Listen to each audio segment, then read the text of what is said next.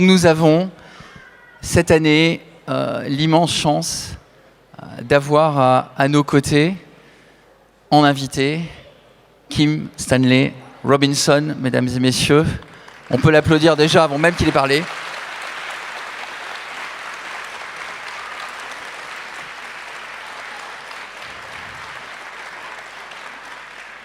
Alors sa présence est un travail de longue haleine mené par Johanna Debatz, par Roland Lehoucq, par toute l'équipe des Utopiales, et on est vraiment très très heureux. Alors on n'a qu'une heure. Il prend une photo. on a qu'une heure, on va avoir énormément de sujets à aborder avec lui.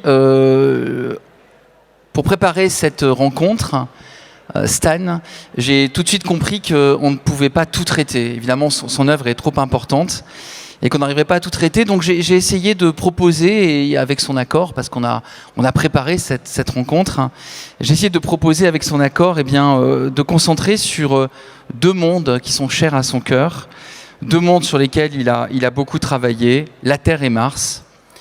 Et c'est autour de ces deux pôles que l'on va travailler, parce que pour moi, Kim Stanley Robinson, au-delà de toute la diversité de son œuvre et de ses grandes thématiques et de son travail sur l'utopie, il nous a énormément donné sur la compréhension de la complexité même de la science-fiction, des enjeux écologiques, des enjeux sociétaux, des enjeux politiques, de la place de la délibération, de l'importance d'une société à se réinventer dans toutes les crises qu'elle peut traverser, et puis toujours bien sûr, de croire au futur.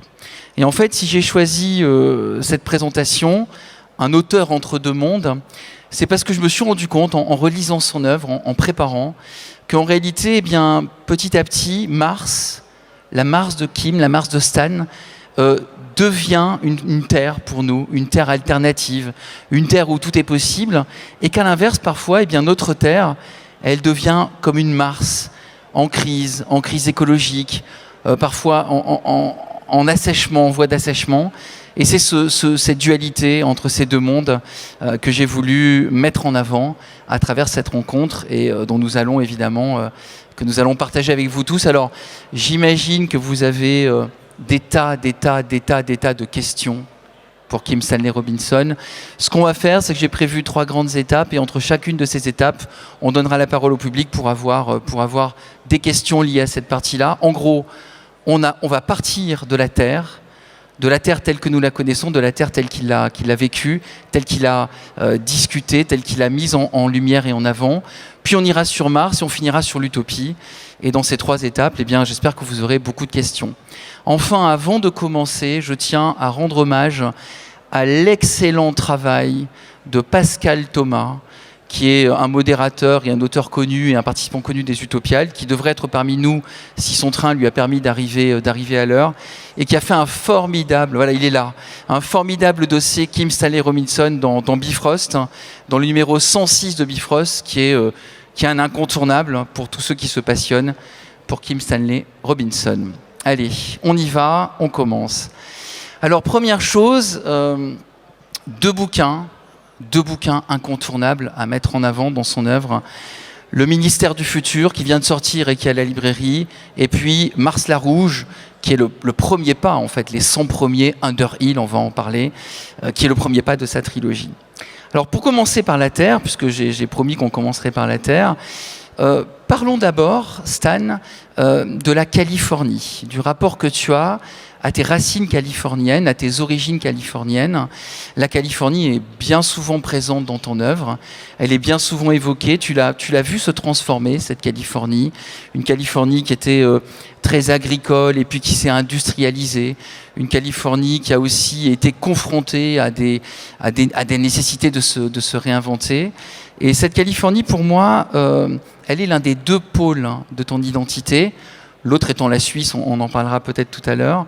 Et la première chose que je voulais te demander, c'est aujourd'hui, ton rapport à la Californie, comment il est ? Est-ce que tu écris encore autour de la Californie, au sujet de la Californie ? Est-ce que tu gardes au cœur cette Californie de ton enfance ? Et quelle a été l'influence de ton enfance en Californie sur l'ensemble de ton travail, et notamment sur la thématique écologique de tes romans ?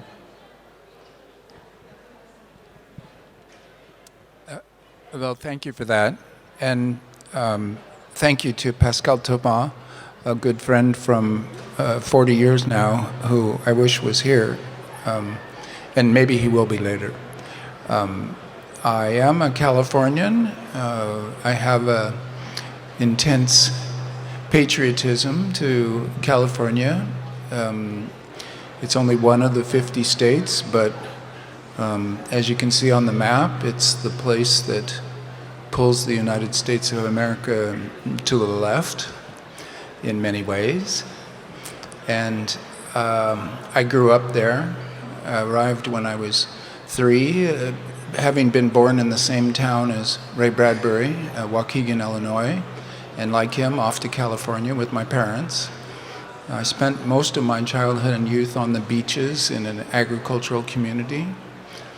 If you've read Mars, you'll see all of the so-called French chapters in Provence with the character Michel are very much like California, because I've never been to Provence, but I have been to California. And then I've lived there most of my life, except for 2 years in Switzerland and 4 years in Washington, D.C. And I've spent an awful lot of time in the Sierra Nevada, the mountain range that is the spine of California, a wilderness area, a wildlife area. So even though it's intensely urbanized in the cities and against the coast, it has this area of deserts and of mountains that keeps it wild in a way, or connected to the natural world in a way that isn't very likely given how many people live there. And then, since Hugo mentioned the connection with Mars and the strange way that Mars serves as a mirror for our world, California is a terraformed space. In other words, it could only support a few million people in its natural state, mainly because of water and the lack of water. So it's always been a terraformed space in that a plumbing system has been built that is so extensive that until you see the maps of canals and pipelines for water, you can't understand the place. There's 35 million people in California now, and it's a space about the size of France, and so it isn't like it's intensely crowded like other places on Earth, but it's maybe 6 or 7 times more people than there is water to support until you bring the water in from the Colorado River, from the Sierra Nevada, from the north. And most of the water in California is in the north half of the state, and it has to be brought to the south half of the state. So when you think about imagining a dry planet being turned wet, I've actually seen it. And that, I think, has been helpful. People ask me, essentially, why Mars? Why science fiction? I say because if you grew up in California, when I grew up in California, you become a science fiction writer in order to have a fidelity to the real. It's a form of realism. And the ordinary realism, especially literary realism, is not real. It's contained within a bubble that's historical and social. It's only about a certain strata of society and a certain private lives rather than public lives. In other words, literary realism is a little bubble, and science fiction is a planetary literature that takes in more.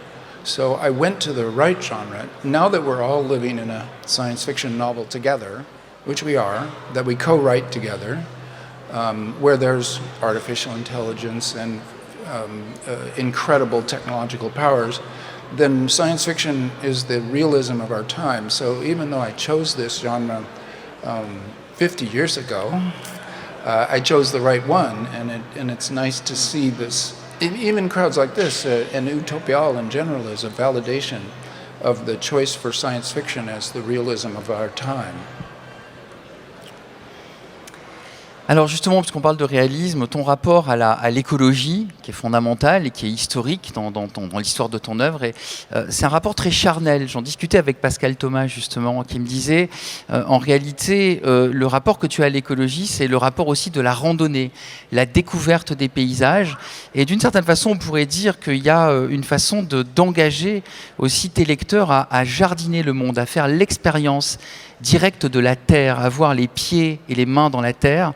Et ça, on le voit bien aussi dans la trilogie martienne, on le voit bien dans tes œuvres, on le voit bien aussi dans la trilogie climatique, et notamment dans le ministère du futur. Est-ce que ce rapport charnel, ce rapport physique à l'écologie, est-ce que ce n'est pas finalement la meilleure manière de parler de notre futur proche et des enjeux écologiques de notre futur proche? Est-ce qu'il y a en toi cette complémentarité entre le rapport physique à la nature et toutes les connaissances scientifiques que tu aimes diffuser dans tes ouvrages, toutes ces connaissances qui permettent de comprendre les mécanismes du climat, les mécanismes du dérèglement climatique? Est-ce que cette partie charnelle, cette partie vraiment physique, sans dimension intellectuelle, juste le simple fait de cheminer dans le monde, est-ce que ça reste très important aujourd'hui pour toi? Yes, it definitely is.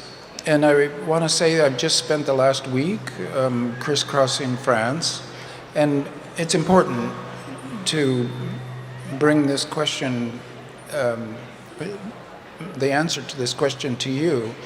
I do keep a garden. This is something you can do if you're prosperous enough and if you make the choice. It's a sign of a bourgeois existence.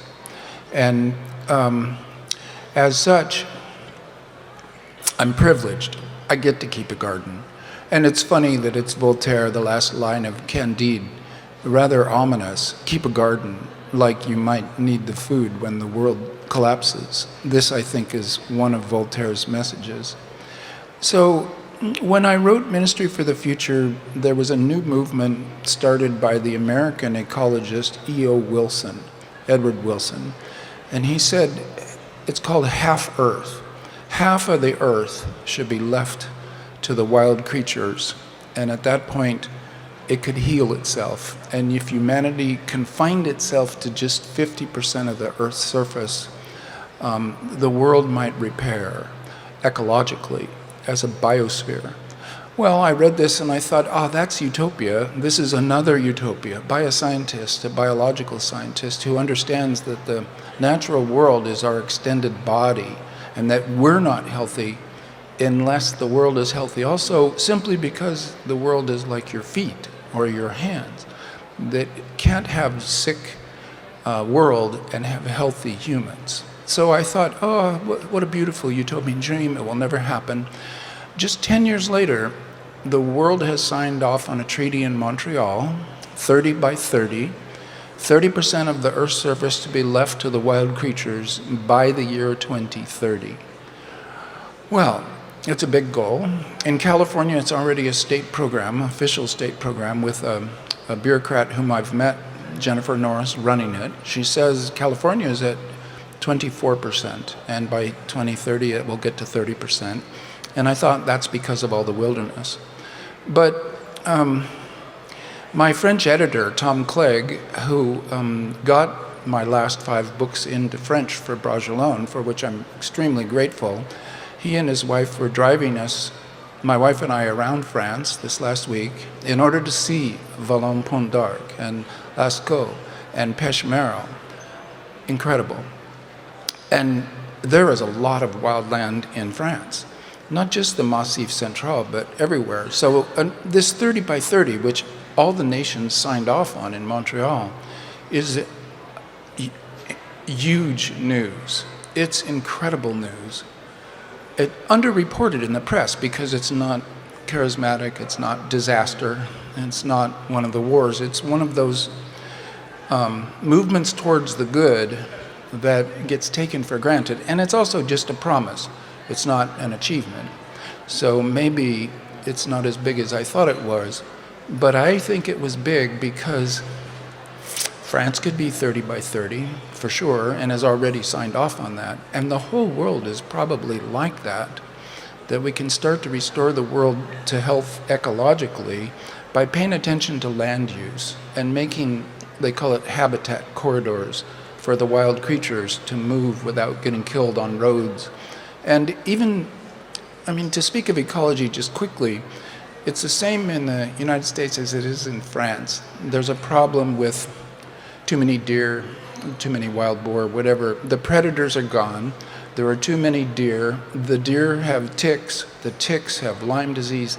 The humans get sick.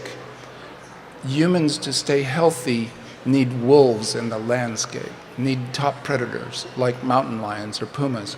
Well, this is surprising news unless you're an ecologist, where you understand that the health of the whole system requires all of the members of the community to be healthy together. So it was quite a treat to have Tom and Colette drive us around France and to see that this too is despite its antiquity, I mean, Chauvet was 32,000 years old. That's almost impossible to understand as human history. But even a country as old as this still has a lot of wild land. Et des jardins. Et quand tout à l'heure il citait Candide, c'était prévu évidemment. On pourrait aussi citer Thomas More dans l'Utopie, dans laquelle évidemment, bien, on va revenir sur l'Utopie bien sûr. Chacun cultive son jardin pour la totalité, pour la communauté. Et les utopiens changent de jardin tout le temps pour ne pas être coincés dans une sorte de propriété privée. Alors l'écologie, c'est un rapport charnel. Mais il y a aussi le rapport institutionnel, c'est-à-dire le rapport organisationnel dans le ministère du futur, qui pour moi est un chef-d'œuvre, hein, indiscutablement. C'est vraiment, si j'osais dire, je dirais un aboutissement des thématiques autour de la transformation du monde et de la possibilité du futur, de ne pas fermer la porte, de ne pas rester sur l'idée d'un futur sombre, mais un futur réalisable, une utopie réalisable. Dans le ministère du futur, Stan, tu fais appel à tout le spectre des institutions.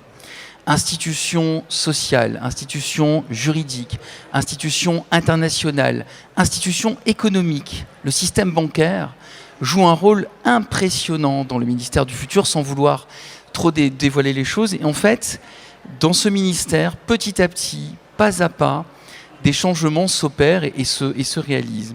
Alors moi, j'ai été très surpris de cette façon que tu as d'exploiter les interactions entre toutes les institutions. Et la question que j'ai envie de te poser, sans dévoiler évidemment l'aboutissement du ministère du futur, c'est cette interaction entre le système bancaire, entre le système économique, le système juridique, l'évolution même de nos concepts constitutionnels et autres. Est-ce que cette solution peut se passer entièrement d'autres alternatives qu'on rencontre aussi dans le roman, qui seraient par exemple l'action violente, le terrorisme, des façons d'accélérer le changement qui parfois sont des prises de conscience dont la brutalité semble nécessaire. La question vraiment que je voudrais explorer avec toi, c'est parviendra-t-on à changer le monde uniquement grâce à ces aspects structurels, à ces institutions, ou le recours à la violence est-il d'une certaine façon aussi nécessaire? There will be violence because there's so much anger and suffering, and we see it now. It's impossible to deny. We're in terrible danger right now, and everybody knows it. I mean everybody, by way of one's own personal life and then everything that you hear from the rest of the world. But in 8 billion people on this planet is an artificial achievement. It's accomplished by an incredible collection of collaborations and altruistic actions, social reproduction, which is to say all of the work that people do that they don't get paid for to take care of young people and old people. The amount of altruism and cooperation necessary to keep 8 billion people alive and fed is almost beyond comprehension, and it gets taken for granted because it's hard to keep it going, and there's still a lot left undone. 2 billion of the 8 billion people are hungry and don't have clean water or toilets. So the world is poorly designed, and there's a lot of anger that is justifiable anger. But okay, it's only going to work through the systems of cooperation, therefore the laws. So the laws have to change. And they do change all the time. So the possibility is there for change and for success. And so as a utopian writer, I've had to change my definition of utopia. If we get through the 21st century without a mass extinction event and without a collapse of human civilization, that's our utopia from right now. That's a utopian result. The best case scenario that we can hope for right now is to squeak through this century without a collapse. And we need to work on that starting right now, and we are.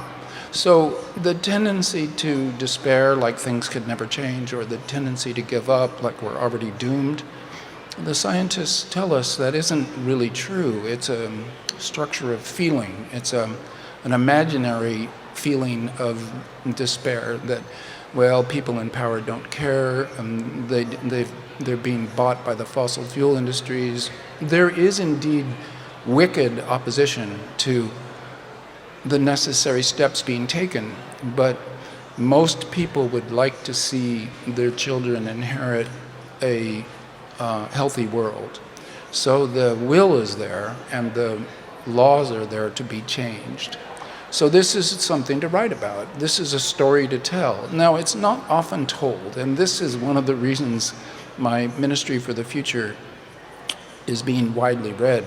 People are hungry for that story of a best-case scenario, of no magic, no superheroes, no survivalists, just the laws changing in a way that make things work and we squeak through and make a world that's more just, and justice is part of the whole survival thing, and then more sustainable over the long haul in the relationship with the biosphere. So this is, I've been writing utopian science fiction since I lived in Switzerland, where I first began Pacific Edge, one of the books up here. And always the definition changes, but the project remains the same. Can we make a world more just and sustainable over the long haul? The answer is yes, but not without incredible conflict because of the standing problems, the already existing injustice. And to get back to what you mentioned, the banks, money. Money is a political power relation. It's not a natural thing. It's decided what money is and who gets it by way of laws being passed. And the central banks, fiat money, the money that we trust, francs, euros, dollars, the US dollar, a kind of world benchmark money, that money is trusted by us when we exchange it for goods because of a system of mutual trust that is created in part by the nation-state system. So money can, in fact, and it always is, invented by nation-states who then give it out. Banks also invent it when they make a loan to somebody. So it can be directed to green causes. Money is an instrument of political power, and it can be right at its source by the central banks. As in World War II, it can be deliberately targeted by governments to be paid for the necessary things. John Maynard Keynes said this: anything that we have to do, we can afford to do. So we have to make a better relationship with the biosphere. We can afford it. It's just that we have to pass the laws that spend the money. So free market capitalism, neoliberal capitalism, saying that group decisions made by financiers and individuals choosing what they want and paying for what they want is not adequate to the problem. We actually need to pay for a sewage system that nobody really wants but has to have, the sewage being carbon dioxide released into the atmosphere. So in many ways, we have to go back to the Keynesianism of the 1930s and the Depression, World War II, what you called the Trente Glorieuses, the 30 years after the World War II, where things were going well because government controlled where money went first. And it was the neoliberal counter-revolution of Thatcher and Reagan, 1980 to 2020. The free market regime made more injustice and more destruction of the environment. We have to make that step back into taking control of the economy. So this is another utopian and yet possible procedure that can happen. Bravo.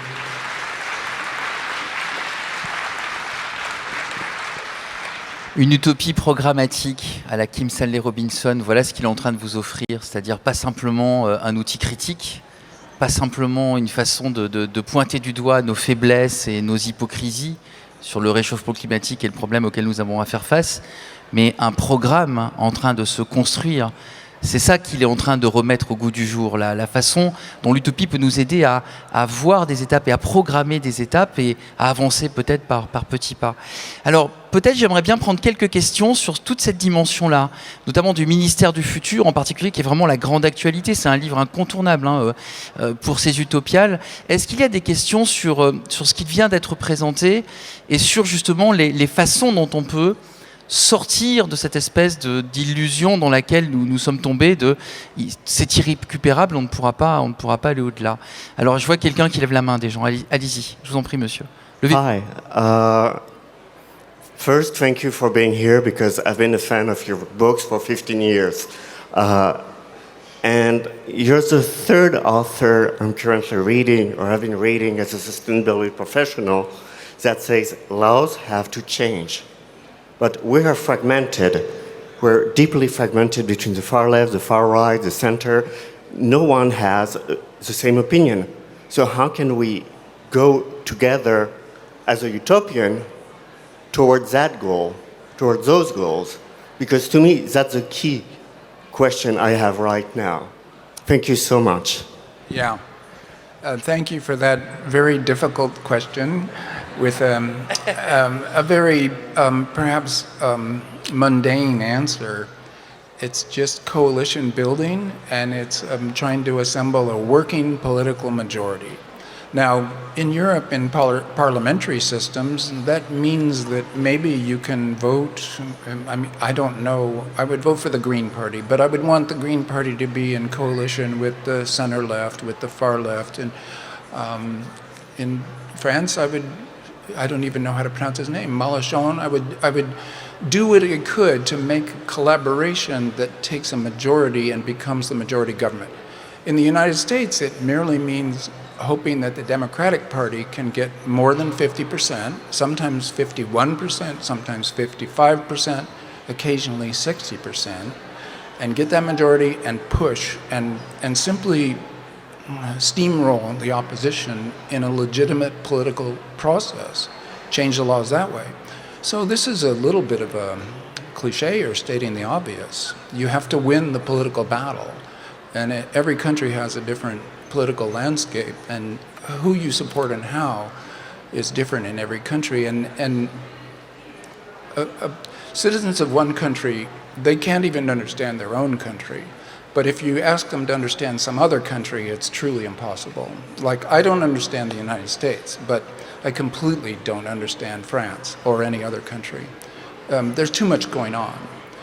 So the other thing I can say, though, because so much of the book ministry and so much of my talks recently have been about the macro scale, the world, nation states, the European Union, a crucial new invention in world history where nation states become member states and they give up a little sovereignty in order to have a bigger impact. And we all need to be in the European Union in the sense of a functioning supranational organization that actually has teeth to impose its laws.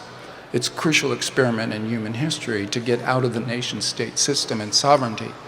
But at the other end, I am a proud member of the board of directors of Village Homes, California, population 700, 200 homes.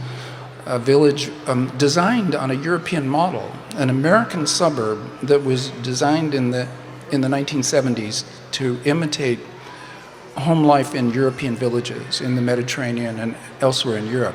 The designers traveled around Europe, looked at villages, tried to understand what was different about them, and then built one in West Davis, California. So I'm on the board of directors. The big project, can we return a preschool for infants and toddlers into our village to make it a better place?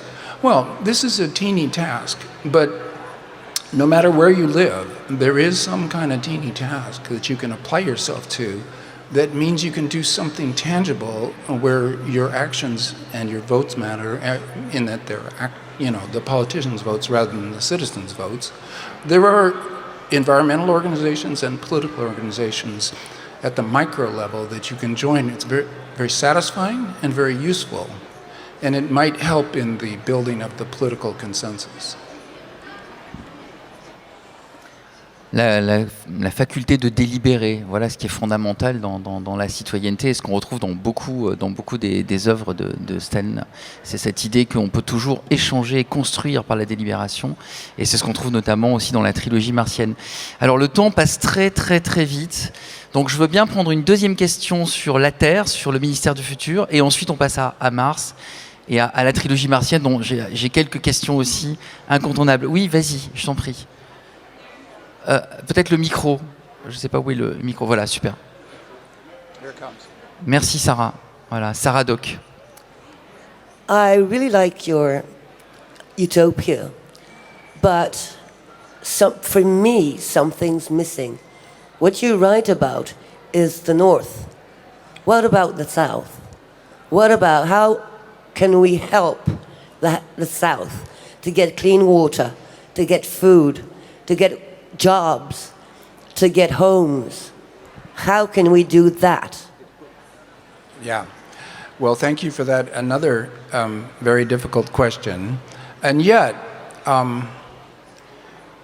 it's not that hard.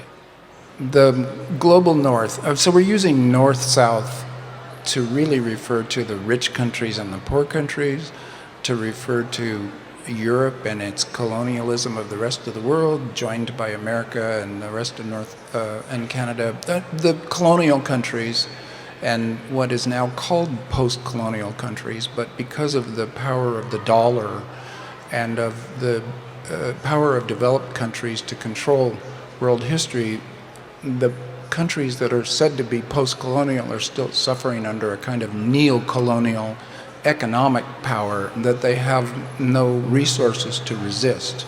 And they are the first ones often to get hammered by climate change disasters. So the solution would be to acknowledge that, and I think that's happening.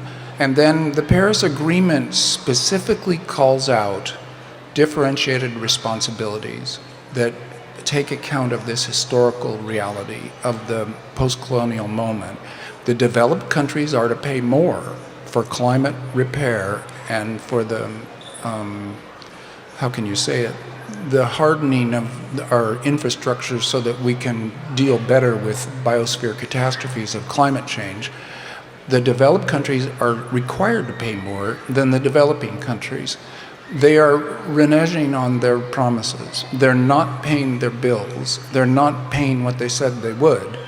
I was once told by a diplomat that the amount that the developed world has given to the developing world for climate change is less than New York City's sewage budget every year, $20 billion a year. It's calculated it needs to be more like, I mean, the figures are quite shocking. It should be something more like $200 billion a year, or even $2 trillion a year every year for the next 20 years. This is where the central banks become important. I watched the diplomats at COP26, and the diplomats for the developed nations were like misers. They were incredibly stingy with money, even though money is an artificial construct, and the governments could actually make up, and did make up, at $5 trillion during the pandemic to give out to make sure people got through the pandemic okay. That kind of money can be made up from scratch and given to the people who need it. And it isn't as if it comes out of their own bank account or their own miser's hoard. So there's something psychologically peculiar going on in even the diplomats, the well-meaning diplomats of the developed nations are strangely miserly and stingy with money. And meanwhile, the diplomats for the developing nations are intense. They're polite, but they are intense because they are stressed, because they're talking about people starving. When I saw that differential, I realized that, well, what can we do? We have to spread this story. This story has to be better understood, that it isn't coming out of our pockets, like our savings account, to create money to support the developing world in dealing better with climate. The better we understand that story, the faster we enact it, the better off we'll be. So it's just a story to tell and laws to pass.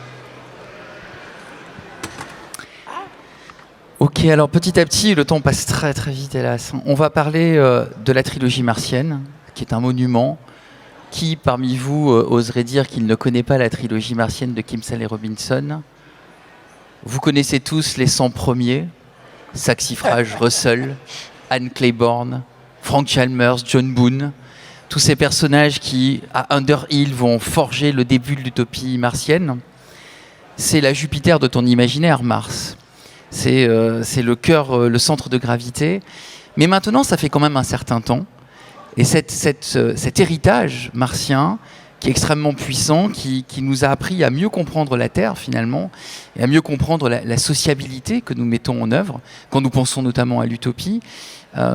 Quel regard, Stan, tu jettes aujourd'hui sur cette trilogie martienne, sur le rôle qu'elle a joué dans la construction non seulement de ton œuvre en tant qu'auteur, mais aussi de tes convictions en tant que passionné par l'écologie, par les enjeux climatiques. On a dit de toi que tu étais l'aréologue de la science-fiction, et aujourd'hui tu es au-delà de Mars. Est-ce que cette trilogie martienne aujourd'hui, est-ce que tu la ressens de la même manière qu'au moment où elle a été écrite? Est-ce qu'il y a des choses, est-ce que tu l'écrirais encore aujourd'hui de cette manière-là, ou tout serait changé? Well, thank you for that. I do feel nostalgic about my Mars trilogy. I feel that it is a good novel, and being a novelist, I like that feeling.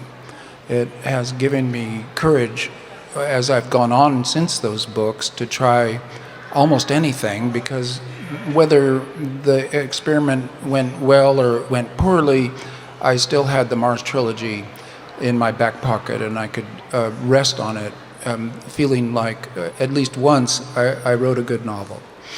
So, and it's always been a pleasure to me that the first hundred's psychologist was a Frenchman, Michel Duval, who came from Provence and realized when he got to Mars he had made a stupendous mistake, and that the place that he really loved was Provence, and he had left it for life in order to go to Mars, and it was a stupid thing to do. Well, this is a fundamental truth that Michel lived, that going to Mars would be like going to a teeny little budget hotel underground, like a prison, for the rest of your life. It's not a sane goal. And when I wrote the book, it was a combination of things. Mars had been given to us by the Viking missions, and it looked beautiful. It looks like the American Southwest, like New Mexico or something, or Namibia, or Atacama Desert, or the dry valleys of Antarctica. It looked kind of like the most austere parts of Earth, which I loved. In my personal travels, it even looked like the High Sierra. And then also, it would be a new society. The scientists would take over. I hadn't been, but in Antarctica, the scientific utopia that runs down there isn't even any money. The scientists do their work, they're all happy, they're running around like dogs. And I thought you could do that on Mars, and then maybe the whole world would become that way. So it was a modeling exercise. It wasn't a plan that we should go to Mars. It was a way of talking about opportunities that we have here on Earth. So, okay, all good. And since then, we've learned things about Mars that mean that I could not write the book now. The surface of Mars, it turns out, is highly poisonous to human beings. We did not know that when I wrote the book. The perchlorates in the soil, these particular kind of salts, they use it to kill off your thyroid gland in like parts per billion. And in the sands of Mars, it's there in like parts per 100. So Mars is literally poisonous to humans. So more than ever, it becomes a thought experiment, like in Einstein. It's just a thought experiment. What if we went someplace new and had a fresh start? Well, that's never going to happen, and therefore you get to ministry for the future. Since we're not going to get a fresh start, since we're stuck in this moment, we have to deal. And we have to deal from where we are now. So I'm glad I wrote that novel when I did. It was like 30 years ago at least. But at this point, I feel like it's almost a category error. Or let's put it this way. It's like a fantasy novel in that it's expressing a vision, or a utopian novel, and utopias are always somewhere else. So, okay, it's good on that level, but it's not important. Mars is not important, not right now, given where we are. Maybe in 500 years, we get into a good balance with Earth, we have a functioning civilization, we have equality, we have justice. We could go to Mars and maybe chisel away at it, and 20,000 years from now, we have an Arctic planet that you could live on. Nice, but it's not important now. Je suis très heureux que tu dises, que tu insistes sur la complémentarité entre Mars, la trilogie martienne, et le ministère du futur, parce que je l'ai ressenti effectivement, cette idée que d'abord on explore l'utopie, alors peut-être comme une fantaisie, mais comme une utopie, c'est-à-dire quelque chose qui n'a pas vocation à se réaliser, mais qui nous donne les éléments scientifiques, les éléments sociaux, les éléments d'identification de ce que pourrait être un monde meilleur. Et en définitive, ces éléments-là, il faut les appliquer à la Terre, aux enjeux qu'on a aujourd'hui, et c'est ce que tu fais dans le ministère du futur. Je pense que le ministère du futur n'aurait pas pu être écrit à l'époque de la trilogie martienne, et il est le résultat de toutes tes expériences. On voit là, j'ai mis quelques-uns de tous les romans et de tous les textes que tu as écrits. Tu as parlé d'Antarctica tout à l'heure, on n'a pas cité, je voulais le citer, Lisière du Pacifique, effectivement, et donc je suis tout à fait heureux de cette idée d'évolution dans ta vision du rapport que tu as à l'utopie à travers la science-fiction et l'utopie réalisable. Est-ce qu'il y a des questions sur la trilogie martienne? Je suppose qu'il y en a, parce qu'elle a marqué énormément de gens. Donc, je vais donner la parole à ce monsieur qui est là, qui a levé la main, et à qui on va donner la parole. Voilà. Mars. Bonjour, Robinson. merci. Il y a un concept très important dans la trilogie martienne, c'est l'aréophanie, inventée par le personnage d'Iroko. C'est une sorte de philosophie mystique, une manière de se détacher de tout ce qui faisait de nous des êtres terrestres pour embrasser pleinement cette nouvelle existence sur une planète avec sa propre planétarité, sa propre logique. Est-ce que vous diriez qu'aujourd'hui, en fait, on a besoin d'une géophanie pour embrasser une nouvelle planétarité terrestre qu'on n'a pas encore embrassée? Well, yes, and thank you for that. And thank you not only to the translator helping me to understand here today, thank you, but also to my translators from English into French. I think Sylvie Denis is here, and the other translators, and my editor, Tom Clegg, who has been getting these books into French and overseeing the translations. Thank you to everyone. And here's a chance to thank Bruno Latour. He taught me how science works, and he taught all of us how science works, that it's not magic, that it isn't transhuman, that it's a construct of human beings cooperating together, and it creates something bigger than any of us could do individually by a way of a group effort, group organization. And late in his life, which unfortunately ended a little too early recently, Latour picked up this notion of Gaia. And Gaia comes from also James Lovelock, but I have a great story to tell as a novelist that James Lovelock, what would you call him, the systems scientist, he got the idea of using the name Gaia, this ancient Greek goddess, from William Golding. the author of Lord of the Flies, who was a neighbor of his, and in conversation said to Lovelock, you could always call it Gaia, as being this ancient Greek goddess, rather minor in the pantheon, and also not entirely benign character, scary, needing to be appeased, sort of like the rest of the Greek gods and goddesses, a little crazy and arbitrary. But Gaia, the Lovelock and Lynn Margulis, his close collaborator who helped to develop this theory, are saying that we wouldn't have an atmosphere without living creatures, that what exists on Earth is a totality that is somewhat like a supraorganism, like we're all parts of a larger creature. It's not exactly true, it's all metaphor, including Gaia itself, but that all of us together, and especially life on Earth, kept the oceans from drying up, kept the atmosphere in the sky. It's been an ongoing relationship between the living things, mostly bacteria and archaea, but also all of the rest of the living creatures, all the way up to the mammals, have helped to keep the system going as a biosphere that's healthy for all of us. So, like, there was the moment of the great oxygenation, and all the previous life forms were basically being poisoned, and a lot of them died, but the rest of them adapted, and suddenly oxygen was a good thing rather than a bad.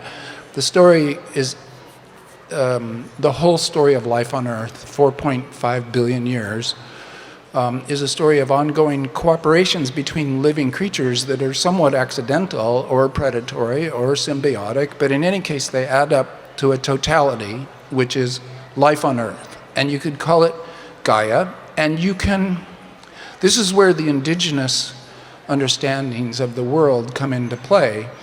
And although we've learned an awful lot, this indigenous truth is still obtaining. The world is a sacred place, and life on Earth is a sacred collaboration. And so you can have mystical feelings, you can have religious feelings, and this is something that ever since the kind of the death of God, the Enlightenment, laicity, these various ways that we talk about this world that we're in, that have returned us really, so much of this comes from France, the Enlightenment, and then existentialism. Okay, there is no God, the world is meaningless, it might even be absurd, therefore you have to make it up. It's your project to make up the meaning of life. Well, that's a little difficult, but if the life on Earth has been keeping the biosphere alive and all the creatures doing fairly well and evolving together, that itself is a kind of macro project you can believe in. So the Earth religion, Gaia, becomes scientifically supported if you need that, and existentially necessary. So it's a useful thing. The Ariophany for Mars, can you have the same feeling about a planet that's just rock and poisons? Maybe so, yeah. And then it's a beautiful question for me because was it 2 days ago, perhaps? I was in Peshmeral, in a cave that had been marked by human beings to show that this is like the sacred womb of the earth, where all life springs forth. This is a deep religious art. So art, religion, they become the same there. And it's 29,000 years old that humans were doing this, right in the middle of the Ice Age. Very profound. So to keep that feeling is I think, it's useful, it's meaningful, it's important. Le lien avec la préhistoire, on le faisait ce matin avec Jeanne Adebat, justement, avec sa conférence qui parlait de ça, de l'évocation des premières traces, des premiers éléments, de poser la question de la mystique, du rapport à la vie, comme tu le dis très bien. Alors, on s'achemine vers la fin. Je voudrais qu'on passe à la dernière étape. Je sais que vous avez énormément de questions sur Mars. Je suis vraiment désolé de ne pas pouvoir vous permettre de les poser. Mais une dernière étape qui, pour moi, est très importante, qui est vraiment l'utopie au cœur du travail de Kim Stanley Robinson. Alors, pour qu'on ait encore le temps pour des questions derrière, je le montre maintenant. Voilà. Stan, tu as un rapport à la Suisse qui est particulier, Pour toutes les personnes qui liront Le ministère du futur, vous allez vite vous en rendre compte. Il y a une réflexion sur la Suisse qui est particulière. La Suisse, peut-être comme une utopie ou comme une fausse utopie, enfin en tout cas avec des faux semblants de la structure même de la Suisse. Et grâce à Roland Lehoucq, président des Utopiales, voilà, je te présente, peut-être tu la connais déjà, la passerelle qui mène aux utopies, qui date de 1991, qui est un projet architectural de Franck et Régula Meyer, qui sont des architectes, et qui ont construit cette passerelle. Et tu vois, cette passerelle, elle va vers la mer, et elle va dans un ailleurs, on ne sait pas, elle va dans une projection. Et la question que je voudrais te poser, c'est, depuis Mars-la-Rouge, depuis le début de ton parcours d'auteur, depuis le début de ce rapport que tu as à l'exigence de dissémination des connaissances scientifiques pour les lecteurs, et en même temps à ce rapport charnel à la nature, tu n'as jamais cessé de croire en l'utopie réalisable, de construire des chemins alternatifs. Aujourd'hui, à Nantes, en 2023, pour toi, quel est le meilleur chemin vers l'utopie ? Qu'est-ce qui va au-delà de cette passerelle ? Quelle est l'étape d'après, en somme, qui nous permettrait, peut-être pas de toucher à une utopie parfaite, mais en tout cas d'arriver à ce monde meilleur, finalement, qu'on devrait être capable d'avoir ?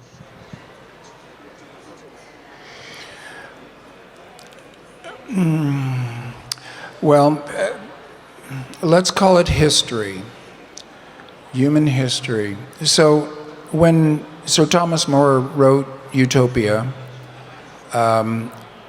it was a peninsula, and the people who lived in this island peninsula utopia, they cut the Great Trench, like the lake here, so that the rest of humanity could not get to the utopia and wreck it. And so utopian literature from Sir Thomas More, which we 500th anniversary of back in 2020 or 2015, for those 500 years, utopia has meant somewhere else that you can't get to. And so it's just a teaching device. But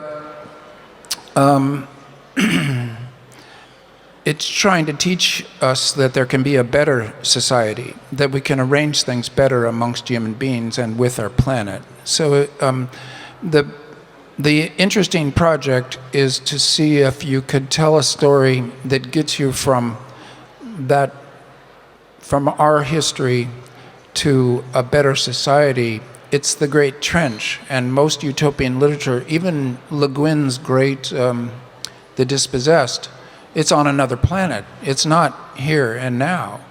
So what I want to say is that we need to think about where we are right now and go in a good direction. And this is H.G. Wells, a progressive direction of history where things are getting better for humans, for animals, for the planet. That's a utopian history. And so the focus should be on history and how do we get from here to there. The good models, a better society is pretty easy to imagine. Almost anything would do compared to now. But getting there is a wicked problem because we feel stuck. So the stories ought to be how we get the process started. So it would be very strange, but this bridge, I mean, it looks like a place to commit suicide or a diving board. But if you, like when we were in Nepal, all the bridges had been washed out by a giant flood. This was a climate change type event. An ice dam broke, a flood destroyed the valley, the bridges were gone. Immediately people had to cantilever long poles of bamboo out over the raging stream, put stones on the end of them, and then build out again from there and get to the other side, do the same thing, meet out in the middle and lash it together. It's completely an improvisation. It's what I've been calling a bricolage, which is my name for Ministry for the Future, or any other mess where you're a do-it-yourself mess where you're trying to make things work. And that's the name for our history now. That's where we are. We need to not worry about the other side. It'll be good, but we can't imagine it. If it's better, it's better. But meanwhile, we just have to start building outwards from from the suicide edge here in the picture. Merci. Si les organisateurs me le permettent, on a encore une question. On a le temps pour une dernière question à Kim Stanley Robinson qui reste avec nous, qui n'est pas encore parti. Vous aurez l'occasion de le voir tout à l'heure en signature. Est-ce qu'il y a une dernière question, que ce soit sur la Terre, sur Mars, sur l'utopie, sur son œuvre en général? Est-ce que j'ai une question? Ah, oui. J'en avais une, évidemment, mais... J'avais 15 questions, j'en ai posé 3. C'est catastrophique.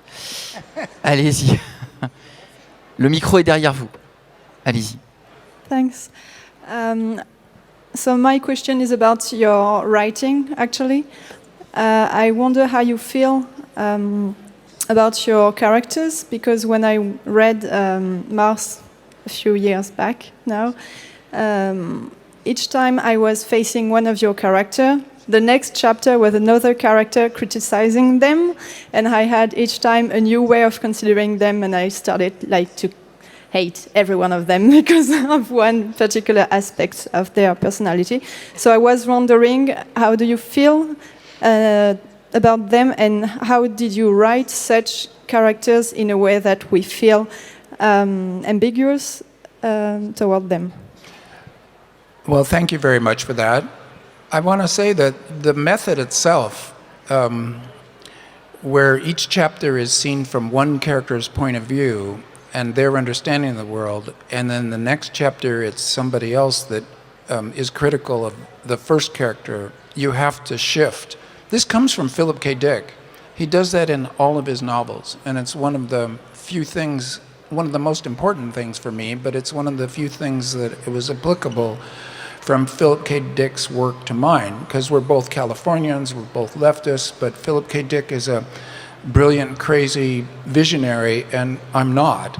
So all I could take was some craft, which is an important aspect to writing novels, that craft of a characterization by way of multiple perspectives. Very important to me. And then, as for my characters, I love them all. I feel alienated from them. I don't know where they come from. If I'm lucky with a character, I'm not there. The character's there. I'm surprised that anybody would say such things. If I'm not lucky, it's just like a puppet that does what it needs to in the plot.